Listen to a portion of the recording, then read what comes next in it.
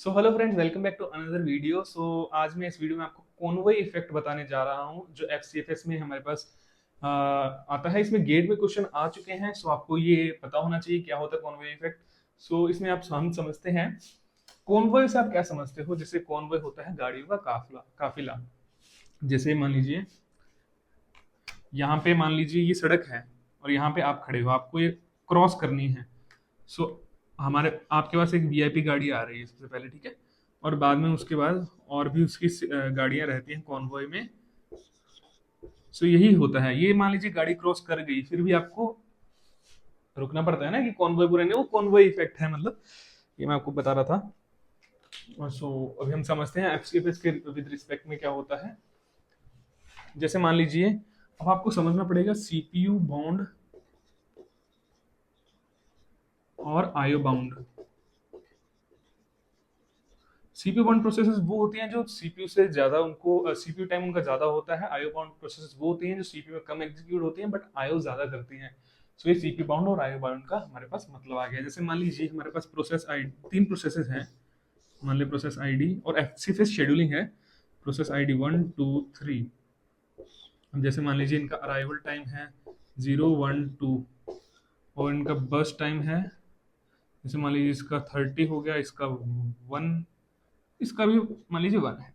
सो हम जब इसका गैंट चार्ट बनाएंगे, सो हमारे पास इसका गैंट चार्ट अगर मैं आपको बना के दिखाऊं, सो हमारे पास जीरो पे कौन सी प्रोसेस आ रही है, P1 फर्स्ट है, फर्स्ट है हमारे पास एल्गोरिथम। सो P1 एग्जीक्यूट होगी, कितना देर तक एग्जीक्यूट होगी 30।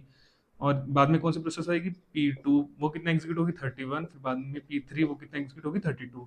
सो इसमें आपको बात क्या ध्यान में रखनी है, इसका P2 का वेटिंग टाइम बहुत ज्यादा हो गया। अगर हम इसका कंप्लीशन टाइम निकालते हैं, सो इसका 32 31 30। सो ये कौन सी प्रोसेस है, आपको कौन सा समझ आया है ये वाली, ये है प्रोसेस सीपी बाउंड प्रोसेस। ये प्रोसेसेस कौन सी हैं, ये आईओ बाउंड प्रोसेसेस हैं। सो इसमें क्या हुआ, ये सीपी बाउंड प्रोसेस सीपी लेकर बैठी है बट इन प्रोसेसेस का सीपीयू टाइम बहुत कम है। सो ये प्रोसेसेस इफेक्ट हो रही है P1 प्रोसेस से। सो इसमें हम अभी निकालते हैं इसका टर्न अराउंड टाइम। सो इसका टर्न अराउंड 30 आ गया, इसका 30 आ गया, इसका भी 30 आ गया। वेटिंग टाइम इसका निकालेंगे, हमारे पास turn time minus burst time equal to 0। इसका 29, इसका भी 29। सो गाइस इसमें देखिए आपको वेटिंग टाइम कितना आ रहा है। एवरेज वेटिंग टाइम अगर आप निकालेंगे सो ये आएगा हमारे पास 58। So average waiting time equal to 58/3 आ गया। सो ये आ गया इसका वेटिंग टाइम। ये वेटिंग टाइम क्यों ज्यादा है, क्योंकि ये प्रोसेस P1 पहले सीपीयू लेकर बैठी है। सो ये होता है कॉन्वॉय इफेक्ट। अगर मैं इसको रिवर्स कर दूं, इसका अराइवल टाइम मैं मान लीजिए 2 कर देता, इसका मान लीजिए अराइवल टाइम 0 हो जाता, सो यहाँ पे क्या होता, फिर ये कॉन्वॉय इफेक्ट नहीं होता। क्योंकि कॉन्वॉय इफेक्ट फिर होता आईओ बाउंड, फिर आईओ बाउंड, फिर सीपीयू बाउंड, क्योंकि वो आईओ वाले अपना सीपीयू एग्जीक्यूट करके चले जाते हैं। अब इसमें हमारे पास उल्टा हो रहा है, हमारे पास पहले सीपीयू है, फिर आईओ है, फिर आईओ है। सो आईओ वाले बेचारों को रुकना पड़ रहा है। सो अभी हम इसका उल्टा करके देखते हैं। सो क्या हमारे पास आता है, उल्टा करेंगे, हमारे पास गैंट चार्ट में बनाएंगे तो हमारे पास 0 पे P3 आया, ये एग्जीक्यूट हुआ कितने देर तक, बस टाइम 1 है। फिर T=1 पे P2 आया, एग्जीक्यूट हुआ 2 तक।